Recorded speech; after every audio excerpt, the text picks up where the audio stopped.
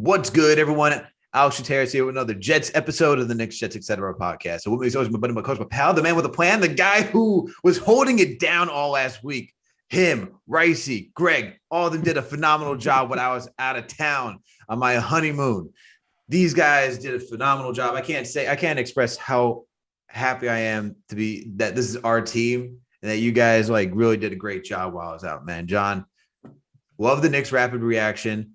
Love that you read my game notes. I'm going to save my talking points for that later this week. But we're going to talk about the Jets today because, man. Do we have to? I don't really want to, but I guess we have to at this point because I don't know what happened. I'll just say this before we get into this. Before we get into this, how are you doing, my man? How are you been? How was the week without me? How is everything going? How was your day overall? I'm good, man. I'm glad you're back. I'm glad you had a wonderful honeymoon. I'm glad you had a good wedding, man. You looked really happy, looking fresh, dancing all over the place. Killed it out there. So I'm happy everything's going well. I'm all right, man. You had perfect timing with everything except for the Knicks opening season during your honeymoon, right? That was just the one tinker that you missed. But I mean, I went to that game. That was good. Today I was invited to the Nets home opener. That was really cool. Came home for the Knicks game. Not so cool. The Jets. I mean, the Knicks and the Jets are absolutely killing me inside, man. So that's how I'm doing. Sports control my all my feelings and my mood.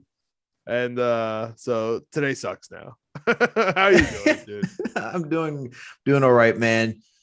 Hoping the Knicks were going to clean up today, but hey, Knicks, look, they're 2-1. It happens, man. It's opposite day Sunday. You always talk about it for betting.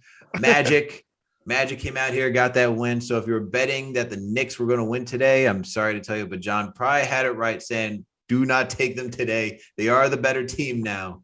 It is opposite day Sunday. And they played each other back to back. So, it's in basketball, it's much more common for the losing team to come back and win the second game.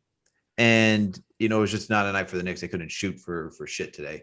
31% from the field, 27, I think, 28% from three. But we're not talking about the Knicks. Although I rather wish we were talking about the Knicks today. because we have to talk about the New York Jets. And my God, let me start off by this because we're going to do the whole offense, defense, and everything. We could talk about how it was a blowout, 54-13. Bill Belichick had this circled on his calendar. He has it circled twice, okay? One, he likes to beat us in New York. Twice, the second time when we go to Foxborough, he likes to make sure he puts on a clinic to show how much he hates the freaking organization. So it is what it is. But you called it, man, and I want to point this out because you were talking to Greg last week in your preview for the Jets playing the New England Patriots, and what were we going to do without CJ Mosley, right? We talk about Sherwood coming in and having to do the play calling, and it was just clear as day in the first two drives how bad it was, man, without CJ Mosley. Anyone who's out there, and Greg, I heard you say that you didn't like CJ Mosley because he stepped out for last season, but then you conceded saying, yeah, who the hell wants to play for Adam Gase? I'm glad you're on this team, but now I hope you saw after today, okay? We can't lose Carl Lawson. We can't lose Gerard Davis. We can't lose all these dudes. Even though we had Marcus Maye and Ashton Davis back in there, we can't lose all these guys and then try to be competitive. Our front seven is what we were noted for. And John, you pointed it out perfectly. You said you were worried about it. You said you were scared about it. And it came to fruition today, not because you want it to happen, but because this defense way too well, and that that we need CJ Mosley to stop the run, and that he helped us the first time. Even though we had, James Sweet Feet, white nonsense the first time, he was still holding it down, helping us in that run defense. But today, man, it started off with that. So I just want to point that out and give you your props for calling that out because we saw it unfold play after play after play today, and it just sucked. It just sucked. Dude, it sucks, man. You cut off the head of the defense, the brain of the defense, or just a bunch of chickens running around, dude. You No, it can't really give the was. play calling to Sherwood and expect the Jets to win a football game. Never mind that football game has to be against Bill Belichick in Foxborough. We had no if CJ Mosley running, in pregame, I had a little bit of hope. Right, I was wearing a shirt last week that said hope on it. Like all I had was hope. CJ Mosley even pregame practice. I was hyped. Nothing, man. But You still have it was hope? over. It was over.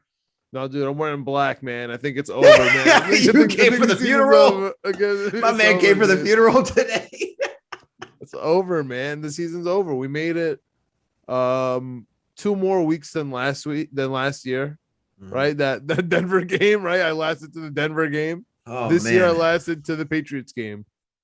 But I really lasted until the injury report. Like once I found that CJ Mosley was out, it's over. There's no way we could have won this game. And now, I mean, we're gonna get into this specific game, but that's it, man. You have to trade Marcus Maye, and you have to trade Jamison Crowder. You have to. If you don't, you're silly. Like even if you get 6th round picks, that's fine. Like what's the worst that's going to happen? You're going to lose all the games now because Marcus Maye's not there. I get like without Marcus Maye today, we would have the first score was 54-13. We would have lost 104-13 if Marcus Maye's not there. Bro. I get that, but I don't care who. Like that actually does not matter at the end of the day. A loss is a loss is a loss. So. Well, let's get into the game, but rapid reaction, it's over. Like the season's over. Zach Wilson's hurt with a PCL injury. We don't know how serious it is, but he's going to be out at least a couple of weeks. We have no veteran backup quarterback, which you've been preaching about since the beginning, and here we are. Week 8 coming in, we don't have one, and this is what happens. And we have a disgruntled safety who wants to leave, and we're not going to re-sign him, according to reports. And he hid the DUI from the team, which probably not great. And the number he's asking for is astronomical, and his agent is disparaging the team via Twitter. So we have a veteran wide receiver taking snaps from our rookie 2nd round pick, who should be just a slot. Everyone's going crazy. He should be an outside number 1. No, he should be a slot. He's small, and he played well today. He did. So that's my rapid reaction. Just like all of it right there, and that's why I'm wearing black. It's really over. Like it sucks so much that Zach Wilson went out, especially because like Becton's coming back soon. There was that glimmer of hope. Yeah. It's tough, man, because as you're pointing out, like we're hoping, we're not hoping, but we're gonna get Becton back. It seemed like everyone was getting back. And, it seemed like the Jets could maybe make that surge. It's just tough, dude, because I just, we've only, this is our 2nd season covering the team, but we've been watching this team religiously for so long. And especially since after the whole Fitzmagic, the 2015 season, it's really been doom and gloom. Like it has not been bright. So for fans out there, we talked about, how this is like a dumpster fire that's been hosed and it's going to stink. And this is still stinking, right? Like this is the process now working it all out. But it sucks when you're a fan base that you don't even get to see something competitive, it wasn't even competitive today, which is really what the issue is. I could stomach a loss. I could stomach a loss and see development from a team. We haven't seen development from this team. We haven't seen anything from this team in what feels like such a long time, dude. Like such a long time. Does it help settle your stomach that it's all due to injury? Like it's not due to incompetence. It's not Adam Gase like. It's not. Everybody's injured. We don't have one linebacker. Like, what do you want? And that's kind of like the silver lining here is that it is injury. It's not because everyone's upset with the coach. There's not locker room drama. This isn't, well, except for GVR, who on today, 4th and 1, buddy.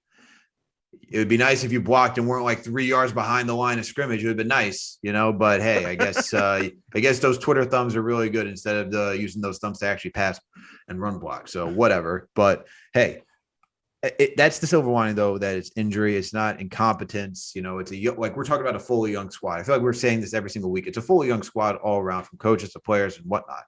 And it's fine. That's understandable. But there has to be some sort of level of competition as well. Maybe we can go and compare to last season with the Bengals when you have Joe Burrow, right? New head coach, rookie staff, a lot of young players. They sucked last season, but now when you watch them now and they're routing the Ravens, you're like, okay, I can do this. I can root for this team now. For Jets fans, I would say let's have that type, I guess, optimism for next year, that hopefully it is better. I can't guarantee it. You can't guarantee it, but that's the only. I hate that we're talking about next year already. I know, but I hate it too, man. But that's literally what it is. We knew what it was coming into this season.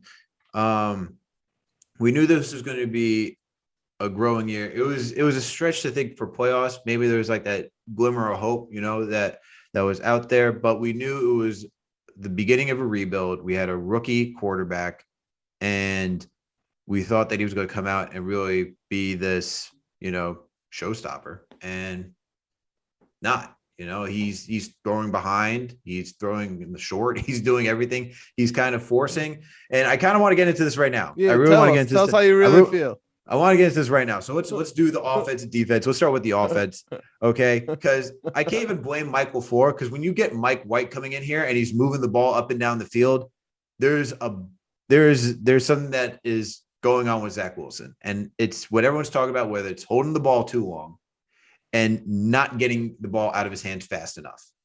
Two big things. Those things right there. Because Mike White comes in and he's not throwing any like darts or lasers. He's knowing that my strength, I don't have that type of arm strength, so I have to get it out even quicker and know where I'm going with it much sooner. And the wide receivers were getting separation, so you can't even put the blame on him. Corey Davis made a spectacular catch in the end zone, really went up to grab it. So it's not, we can't blame the wide receivers. Mike White still had enough time in the pocket today. Like, the line got progressively better as the game went on. So I have to start with Zach Wilson and saying, dude, like, just make it simpler for yourself. Like, you're just going out there trying to extend the play when it doesn't need to be extended. You're trying to get that home run play when you don't need the home run play. And Mike White comes in here and is taking what the defense is giving him. He's throwing the underneath. He's throwing in the middle of the field. He's throwing it deep. He's doing all the passes that we're asking for. And we see that Mike LaFleur is actually designing those plays, because he's not going too far off script just for Mike White and for Zach Wilson. So this is the critique on Zach Wilson, where he's got to get the ball out of his hands a lot faster. He's got to make the reads a lot quicker. He's got to do something to put himself in position to be successful.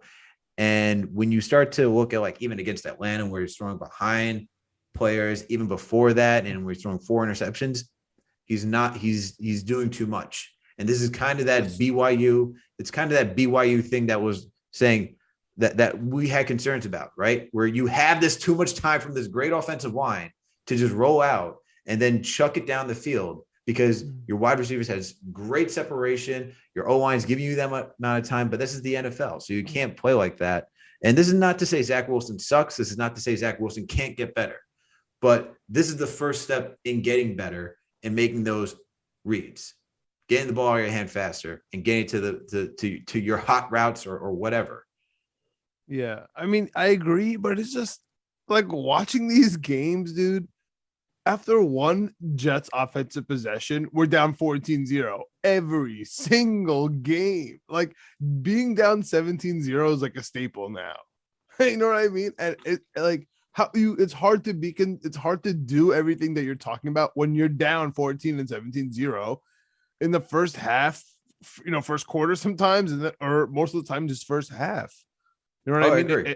It's hard. Like, it's hard to just not look at the scoreboard. Like, that game dictates, and it sucks that we keep falling into this hole every single game.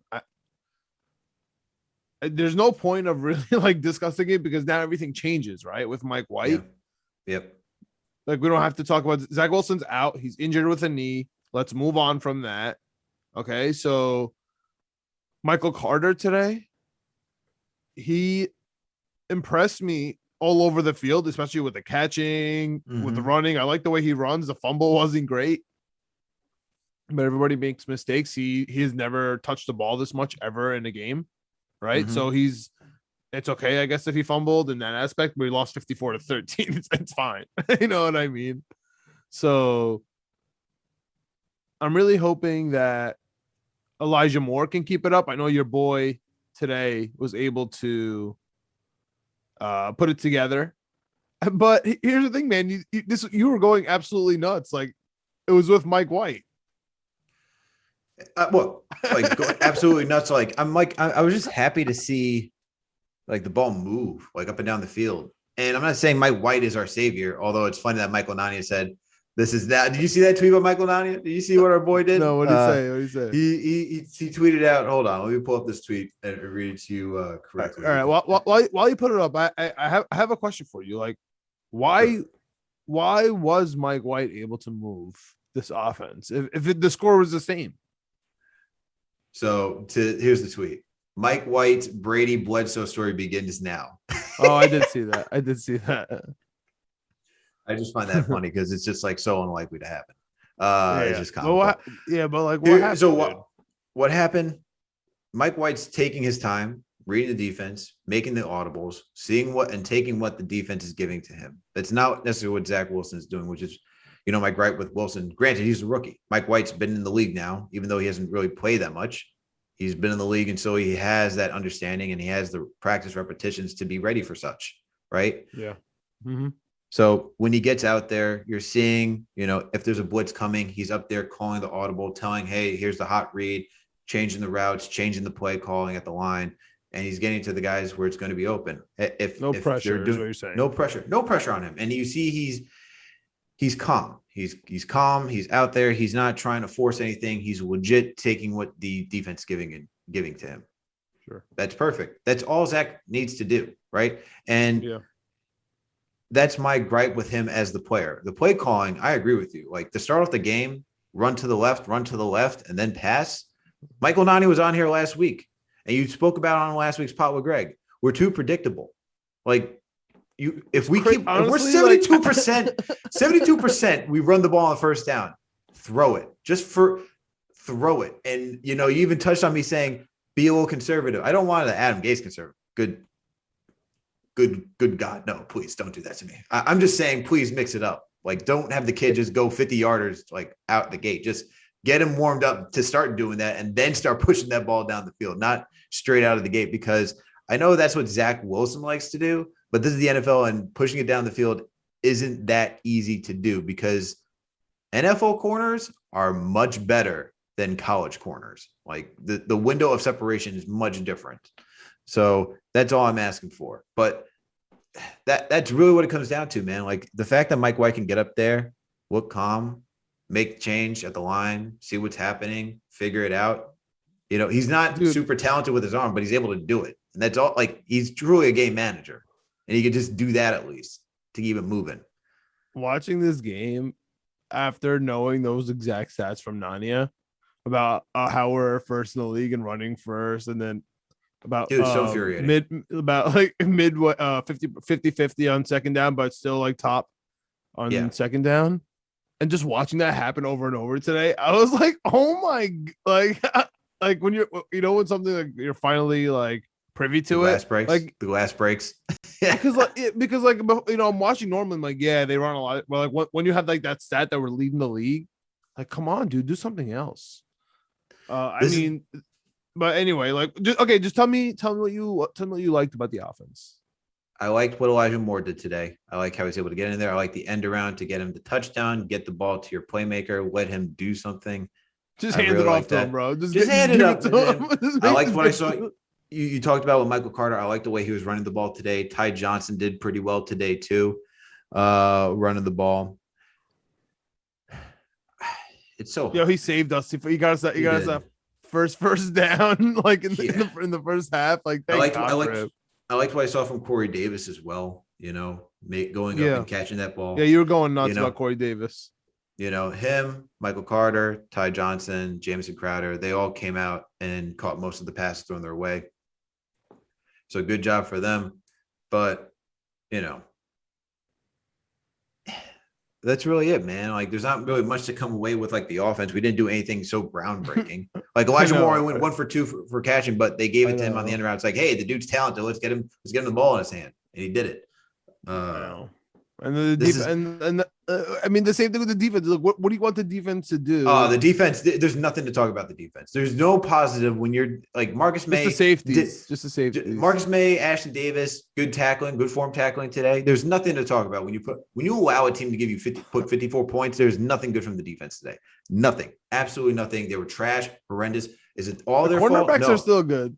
They're still good. I mean, at the same time, who are you guarding though? Nelson Aguilar, like what?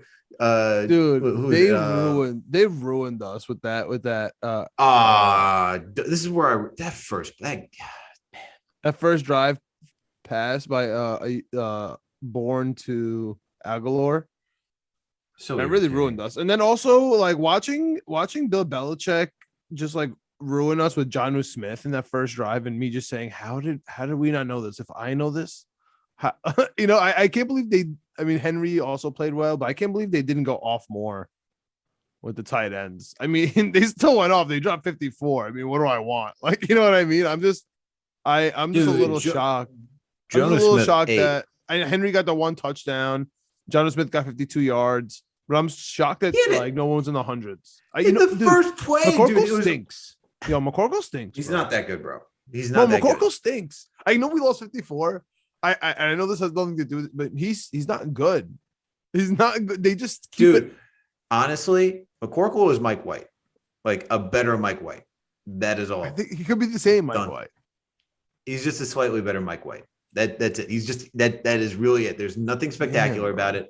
It just shows you what happens when you put like an offensive line around somebody, you give them weapons, and you get something out of it. Now, granted, they're two. How do we beat the Titans? Titans? Man, that was a trap game. I have no idea.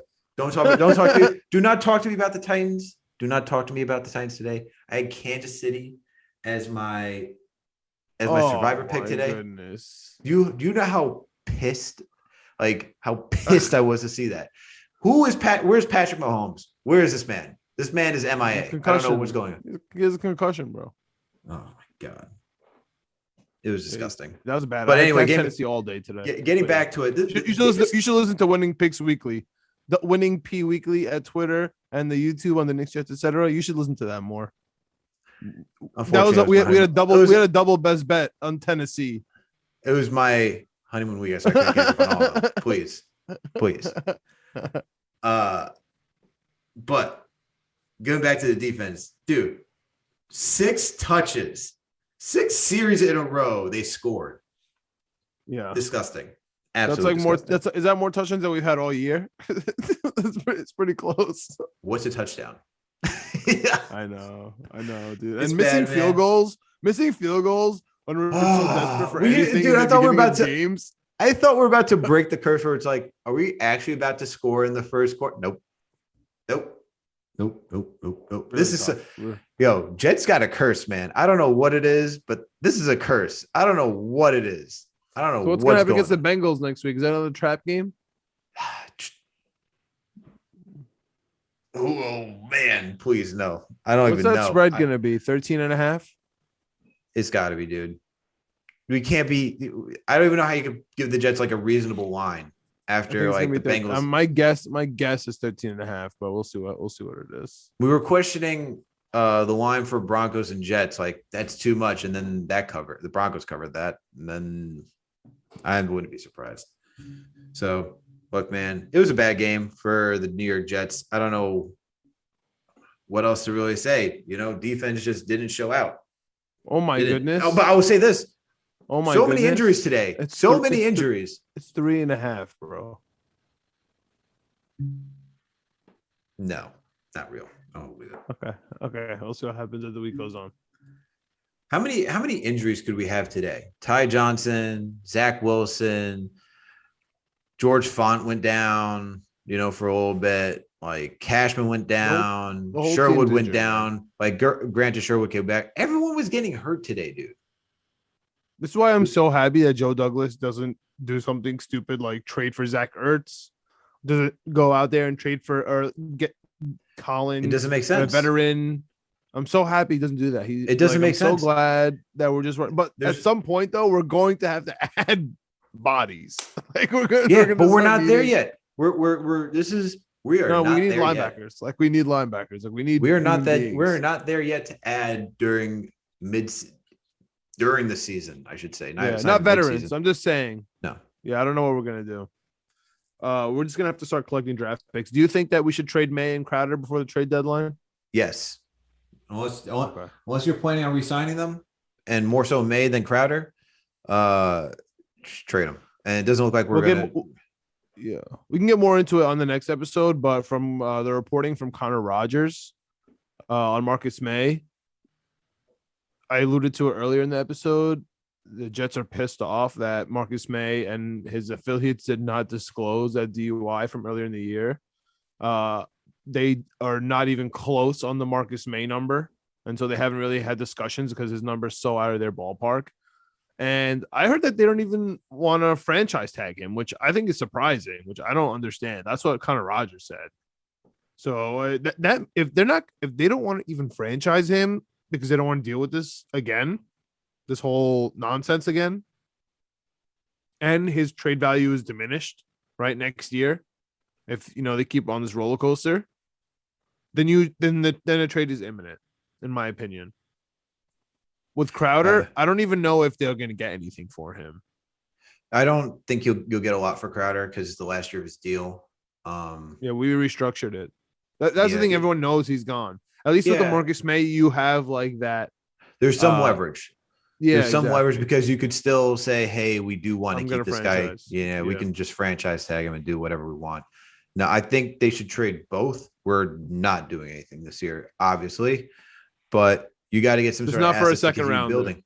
Yeah, not for a second. Third rounders, first rounders, anything else, please just save us the pain and misery. Joey D loves the 6 rounders. But this speaking of so frustrating. Yeah, but listen, man, listen to this. Carolina stinks. Sam Darnold's getting benched in the middle of the game. And Seattle stinks. They have Geno Smith going, and we have both their draft picks. So we have so many draft picks. I love that. The 4th rounder for Herndon. But dude, I love that. I'm happy. It's so hard to be like, I hate looking at like what other teams are doing and saying, oh, wow, we have all this, because you actually have to use it and build on it. You know what I mean? And I'm not saying Joe has done a terrible job drafting. I'm not saying that Joe hasn't done anything like that. He hasn't put together a winner yet. That's a fact. He's drafted well. Mekhi Becton, Alijah Vera-Tucker. I do think Elijah Moore is going to be good. Wide receivers, they're not great their first years. It's very hard. I do like Michael Carter. I do like the guys that he's drafted. I do like Ashton Davis. Zach Wilson. Look, Zach Wilson has grown on me. I'm still like he's grown on me. Like I said to he's starting to annoy me. I said to Shu that we drafted the best quarterback. That was being a little facetious. And just jokingly. No, I still agree. But I do think he's the best quarterback that was drafted out of the draft. He's definitely the best quarterback so far this year. Yeah, like compared to everybody else, like Trevor Lawrence isn't doing much. Mac Jones isn't like wowing people over. Who out there from this draft class is really wowing anybody? That's it. Okay, so I still think we got one of the most talented quarterbacks from this draft. I just don't. I guess the thing I'll say this because I really get tired of this. I don't want to hear the Josh Allen comps to Zach Wilson, because Josh Allen was better his rookie season than Zach Wilson. I don't want to hear that. Rex Ryan. I think Rob so. I forget who said it. Rob Saleh. I don't want to hear. I don't want to hear that, because Josh Allen, when he came into this league, we knew what his issue was, which was accuracy. We knew he had a cannon. We knew he could run. Bills were actually a competitive team that year. Like, they were in games. We're not in games. Zach Wilson, for as talented as his arm is, he is not translating to the wins that Josh Allen did. So I don't want to hear that comp. And Josh Allen is a really good quarterback. Like he also has a team. He also has a team. No, absolutely. Like, look, you need all these things. It's the ultimate team sport, and I agree with that 100%. But I just don't want to hear the Josh Allen comps. I don't agree with that whatsoever. It's just not. It's just not. You're not going to hear any comps, bro. He's going to be out for like 4 to 5 weeks. He's going to come back. maybe have 2 decent games out of whatever's left, and then it's going to be on to next year for these Jets, and we're going to see what happens in the offseason. That's honestly, Yep. there's no quarterbacks coming out of the draft class anyway. And if Deshaun Watson ends up coming to this division on the Miami Dolphins, which is the big rumor now, God help us, man. God help us. We better get it together. Because you're saying if it's Josh Allen, Deshaun Watson, Bill Belichick, we got to figure it out. Yeah, absolutely. But I do. That's the only thing I wanted to touch on. It was just a sad day for the Jets, man. Really just sad. Sad day for New York, honestly. Even if you're a Nets fan, everything. If the Giants, I don't care about the Nets. They could take all that. They're 1-2. The Knicks are 2-1. The Giants won though. We had the Giants. That was good. Knicks. As I said, Sam Darnold being benched is hilarious. Hey man, he's coming back next week though. But that's hilarious. Those draft picks. Let's just keep getting those draft picks, man. I'll tell you this though, because I don't think we talked about it last week. How about Jamal Adams, man? My God, that looks great. Best in the nation. My God, best in the nation, baby. Best in the nation. Love, all love, all love. On that note, thank you everyone for tuning in for another. Glad you're back, Alex. Happy to be back. Happy that you held it down. Happy that we have a phenomenal team. Me too. And thanks to my beautiful wife for allowing me to do this. Yeah. Shout out Dominique. Awesome. And just to point, because I think you did mention the NBA names on the tables. I love that aspect. That was so cool. She said, let's do NBA team names for the wedding tables. I was like, you know me way too well. Way too well. That was cool. Because it gave us something to talk about. It made it interesting instead of just being like number 4 or whatever. Yeah, it's cool. And Carlos, who was the reason why we're on the Chicago Bulls team, he's like, "Yo, that's mine." I'm like, "Yo, all yours, bro, all yours." What is it? Also, like that table had really good vibes. It felt like the Chicago Bulls, like the '90s Bulls, where it's like everyone was just gelling and everyone just knew how to get together. Like I was passing by that table, I was like, "That table's got something going on right over there." Yeah, that was an awesome table. That was an awesome table. You guys were killing at the table. It was a lot of fun. Thanks, man. Appreciate it. It was a lot of fun. Happy that you and Raisi showed up. We were able to celebrate. It was awesome. Looking fly in those brown suspenders. I might have to cop one of those, but that's a different story for a different day. I'll send you the link. I got you. but on that note, thank you everyone for tuning in for another Jets episode of the Knicks, Jets, Etc. podcast. Sorry that we had to watch this Jets loss today, but it's okay. We're here for group therapy, so you know what the deal is. Just grab that cup of coffee. Grab that cup of coffee. Come sit down with us every single week to tune in for this. We're going to still keep doing the previews and breakdowns and whatnot because that's we need each other more than ever, bro. We need each other more than ever. Yes, we do, John. Yes, we do. So for everyone out there, please help us out by giving us a 5-star rating on Apple Podcasts if that's where you listen to it. And if you don't listen to us there, it's okay. We're on Spotify, Google Play, Amazon, Alexa, Stitcher, you name it. We are there. You know why. Come on, John. On top of that, if you do watch us on YouTube, because we are on YouTube now, please make sure to hit that subscribe button, hit the notification bell, hit that like button. Those are all the proper etiquettes of following us on YouTube. Please make sure to do that. And even leave a comment if you want to talk to us. We will respond. Yeah, we'll do it. And last but certainly not least, make sure to go check out Winning Picks Weekly, man. We got another podcast out here where John and Greg are doing phenomenal work. Greg, who sat in for me and called a close game. Greg, I'm just not taking. You clearly don't know the Falcons. I'm not going to trust you on the Patriots. And here's the other thing. You want to know what the kicker is? I didn't mention this during the pod. The Jets always lose around my birthday, man. It was my birthday this past week on the Wednesday. It's just going to happen. I could have told you it was going to lose. I told you when we had Claudio on. The Jets were going to lose this week because that is just what they do to me. They will never give me a win on my birthday. I'm still waiting for that thing to happen. Yeah. Well, listen, man. Greg, besides his futures, he's been calling the Chiefs since day one, dude. He's been taking the alternate under before the year started. He's been betting against the Chiefs every single week, and now everyone's finally caught up to him. So we got some gems on Winning Picks Weekly, man. Check it out, Winning P Weekly on Twitter and on the YouTube for Knicks, Jets, Etc. It's on the playlist, man. Hit it up. Yeah, for sure. Make sure to go check it out and go support Greg and John on that side because they do phenomenal work, as I said. And Last but now certainly not least, please make sure to follow us on all social media platforms. We're on Instagram, Twitter, Facebook, TikTok, you name it, we're there. Engage with us, talk with us. We got other things coming out, man. We got other things in the works. So make sure to keep following us. We'll catch you later this week for another Knicks episode because I'm hyped to talk about that. Oh, man. Finally going to get into some Knicks. And we have a couple of games coming in, another couple of games to watch this terrible Orlando L out of our mouths. Yeah. It's going to be good. Facts, it's going to be good. facts. I'm hyped. Let's go. Let's go. All right, everyone. We'll catch you later. Let's go Jets, I guess.